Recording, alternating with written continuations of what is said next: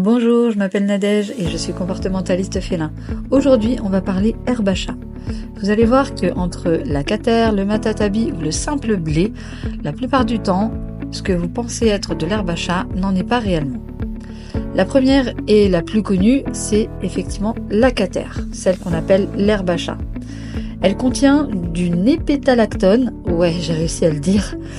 Elle déclenche une euphorie naturelle chez les chats, c'est celle que vous allez trouver par exemple quand vous achetez un griffoir dans un petit sachet sous forme de plantes séchées et elle permet d'attirer un petit peu les chats vers les endroits désirés. Mais c'est également une plante parfaite pour stimuler un petit peu le chat et lui offrir des moments de jeu. Elle provoque une sorte d'euphorie. Dans le commerce, vous allez régulièrement trouver des sortes de bacs en carton avec des graines à faire pousser sur lesquelles il est marqué herbe à chat. Sachez que ce n'est absolument pas de l'herbe à chat, c'est simplement du blé. Le blé, lui, n'a pas d'effet euphorique, mais il aide plus ou moins à la digestion. Il est surtout idéal pour les chats qui aiment mâchonner les plantes, mais sans avoir forcément les effets stimulants.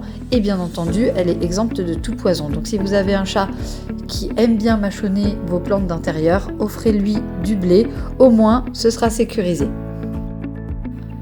Enfin, vous pourrez trouver le matatabi ou silvervine, qui est une alternative qui nous vient d'Asie.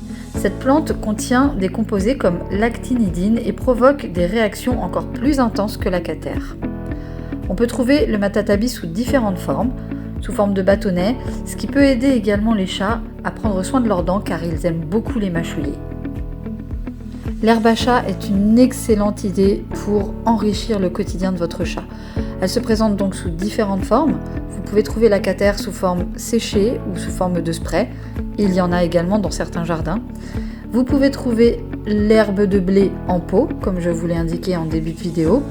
Elle est facile à cultiver et ça permet au chat de grignoter un petit peu. Et enfin, les bâtonnets de matatabi ou les branches de matatabi sont aussi disponibles dans le commerce ou en commande sur internet.